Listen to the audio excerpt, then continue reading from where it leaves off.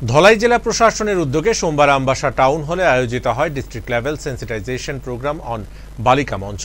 প্রদীপ প্রজ্বলনের মধ্য দিয়ে অনুষ্ঠানের শুভ সূচনা করেন ধলাই জেলা পরিষদের সভাধিপতি সুস্মিতা দাস। এছাড়াও অন্যান্য অতিথিদের মধ্যে উপস্থিত ছিলেন ধলাই জেলার অতিরিক্ত জেলা শাসক সুভাষ আচার্য, জেলা সমাজ কল্যাণ ও সমাজ শিক্ষা দপ্তরের আধিকারিক আবিদ হোসেন, জেলার মুখ্য স্বাস্থ্য আধিকারিক ডক্টর অ্যাপেলো কলই, ডিসিএম সমীরণ রায়।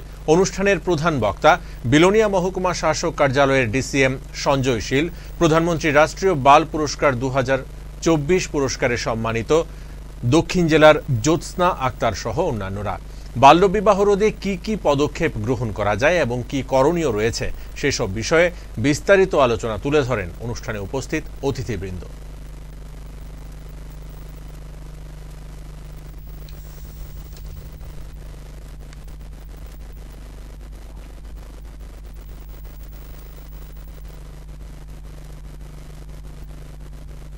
বেটি বাঁচাও বেটি পড়াও এই একটা উদ্যোগকে সামনে নিয়ে আমরা আজকে সবাই একত্রিত হয়েছি।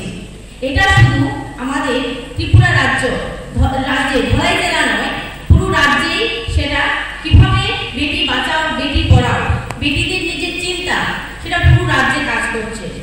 আমাদের যিনি যশস্বী প্রধানমন্ত্রী নরেন্দ্র মোদী আছেন, উনি চিন্তা করেছেন যে আজকে যারা ছাত্রীরা আছে, মেয়েরা যারা বিভিন্নভাবে পড়াশোনা থেকে এবং আর্থিক দুর্বলতার দিক দিয়ে পিছিয়ে রয়েছে, ওনাদের